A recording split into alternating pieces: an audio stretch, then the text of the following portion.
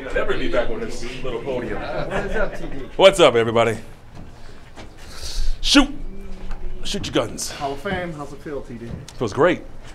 I mean, there's really no way to describe the feeling in terms of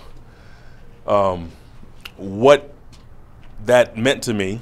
First, when I heard David Baker knocking on the door, and then every day you go out, you just meet people and you see people, and everybody congratulates you on the Hall of Fame, and it's a bit surreal because it's happened so long ago. I played football 17 years ago, and now you finally have this sort of honor that hits you way down the line when you didn't do anything else to improve your position with the Hall. You know, I was retired, so it's kind of weird in that way. But hey, man, I'm excited about it. I'm looking forward to it, and I'm just grateful. You were diplomatic as the process played out. Very. But was there a point in a moment I was putting on the front. Yeah, was there a point where you thought, you know what, it's just not going to happen, and you had to just kind of deal with that reality? Yeah,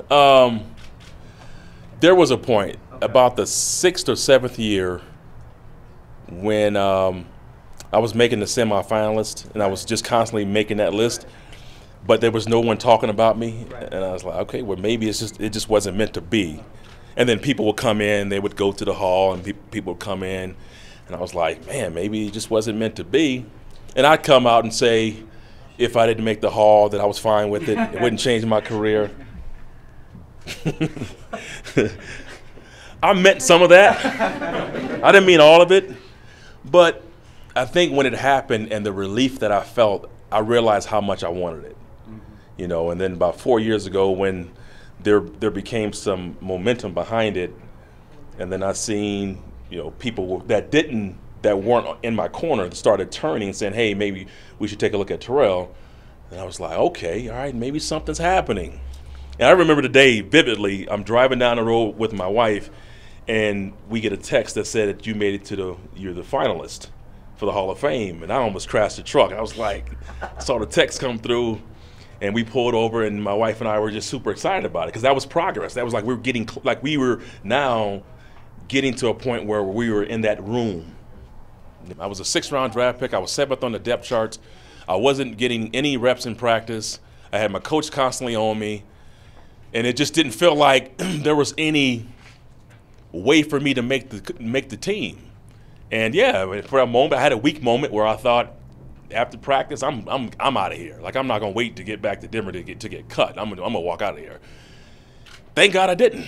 What's the process like of getting the bust made, seeing the early stages of the Hall? Oh, that was fun. Yeah, that was fun. Did it seem really real then when you got to see? So moments like that is when the reality sets in, and then you just sit there and I got emotional watching this guy's Ben sit in the room, or he's standing, and I'm sitting, and I'm just watching television, and I look over, and I will glance at him every once in a while, and he's piercing it. He's like, and I've never had anybody stare at me that much and that closely, and it's kind of eerie, it's spooky. But yeah, you look at it and you just think about where it's going and how many years it's going to be there, and it's not going anywhere. And no matter what happens, no one can take that from you. And then the people that it's associated with, the legends and the history, that moment, it makes it more real, stuff like that.